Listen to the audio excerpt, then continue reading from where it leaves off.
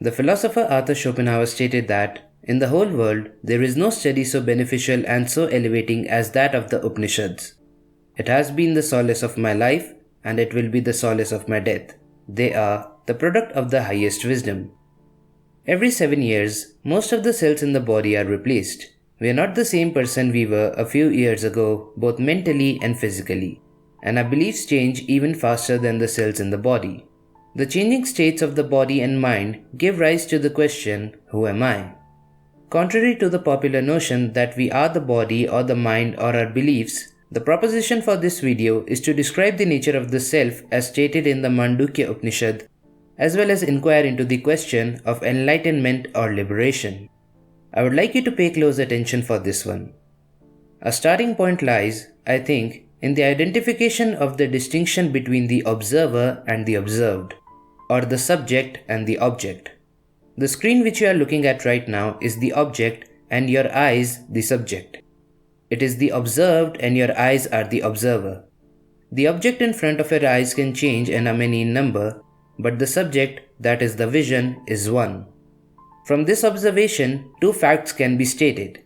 First, the subject and the object are different in the way your vision and the screen are different. And second, objects are numerous, but the subject is one and remains the same while the objects change. Now let's take it a level deeper. The eyes are the object and the mind is the subject. The mind is aware of the different states of vision, whether your eyes are open or closed or whether you are wearing glasses or not. The mind is the subject of these different states of vision. Again, subject is one and remains the same while the object changes. Now let's go down another level. The mind now is the object and consciousness is the subject. It is the witness consciousness that is aware whether the mind is thinking or whether it is in deep sleep.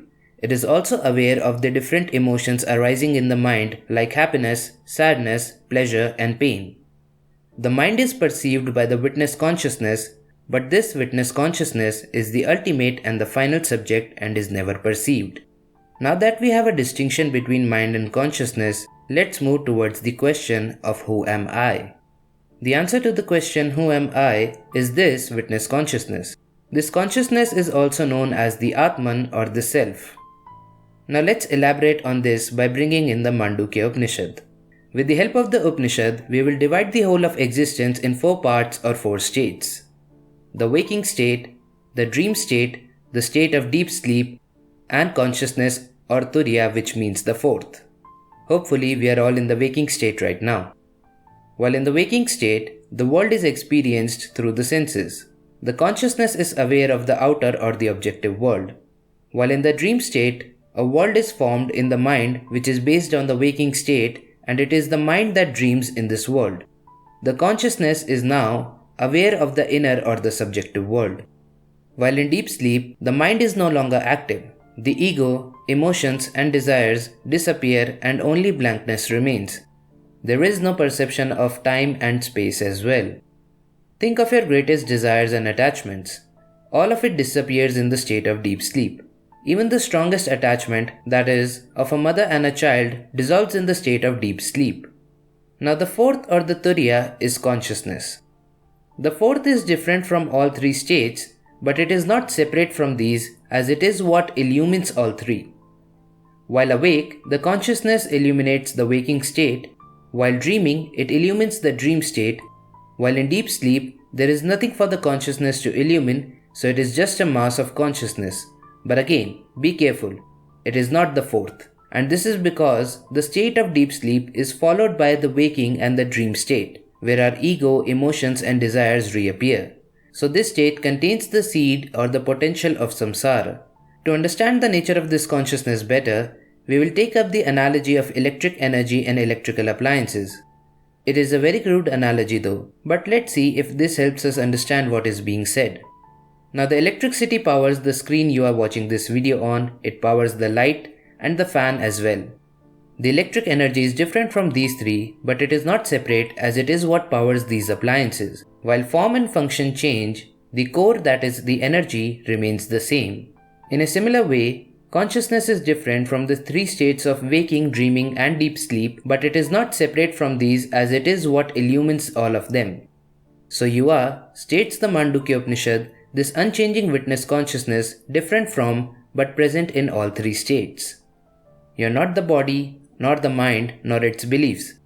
You are, in your true nature, pure unchanging consciousness. Now here arises the problem. We not only feel but see ourselves as the one who wakes, dreams and sleeps, and not as this pure undivided consciousness. If we truly are this pure consciousness, then why is that? Because of Maya or avidya, which is loosely translated as illusion or ignorance. Schopenhauer, in his book The World as Will and Idea, quotes from the Upanishads while describing Maya. It is Maya, the veil of deception, which blinds the eyes of mortals and makes them behold a world of which they cannot say either that it is or that it is not. For it is like a dream. It is like the sunshine on the sand which traveller takes from afar for water, or the stray piece of rope he mistakes for a snake. Maya or avidya is a big topic in itself, and we will save that for a later video. For now, let's move towards the question of enlightenment or liberation. In the verse 7 of the Mandukya Upanishad is described the nature of true self and the state of liberation. Pay close attention to this one, as this is considered as the most important verse in all of the 108 Upanishads. Turiya or the fourth is not that which is conscious of the inner world, nor that which is conscious of the outer world, nor that which is conscious of both, nor that which is a mass of consciousness. It is not simple consciousness, nor is it unconsciousness. It is unperceived, unrelated, incomprehensible, uninferable, unthinkable, and indescribable. The essence of consciousness manifesting as the self, it is the cessation of all phenomena, it is all peace, all bliss, and non-dual. This is what is known as the fourth. This is Atman or the self, and this has to be realized. First, all the three states are denied as the turiya or the ultimate self, the waking state, the dreaming state, and the state of deep sleep. None of them is you. Then, it is stated that it is not simple consciousness, which means it is not a godlike figure that perceives the phenomenal world. Turiya is not unconsciousness, which implies that it is not insentient matter.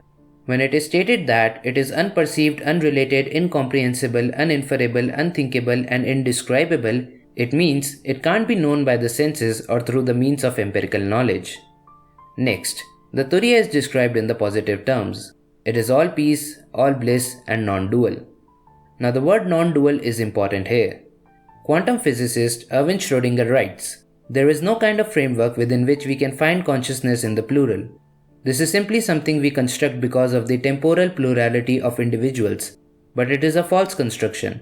The only solution to this conflict insofar as any is available to us at all lies in the ancient wisdom of the Upanishad. Consciousness is not plural, it is non-dual. And finally, the knowing and realization of this self is enlightenment, transcendence, and liberation. The word states that it can't be known through empirical knowledge. Then how it is to be known? Only through reason can knowledge be attained and avidya or ignorance be removed. Remember, this is not something you have to believe in. This is not religion, but pure metaphysics and philosophy. This has to be realized based on a reasonable account. And this can only happen in the waking state. Though it is the shortest Upanishad with only 12 verses, the Mandukya Upanishad is considered as one of the highest points in metaphysics and philosophy. Gaudapadacharya, the teacher of Adi Shankara's teacher, wrote a commentary of over 200 verses explaining these 12 verses of the Mandukya Upanishad. And later, Adi Shankara wrote a commentary on both the Upanishad and Gaudapadacharya's commentary. So this video was probably a little on the heavy side, as it was an attempt, probably a failed one, to compress the highest metaphysical teachings of the Upanishads in a single video. But I hope it was somewhat helpful and understandable. If you like this video and want to support more of these, check the link in the description. Any donation is helpful and genuinely appreciated.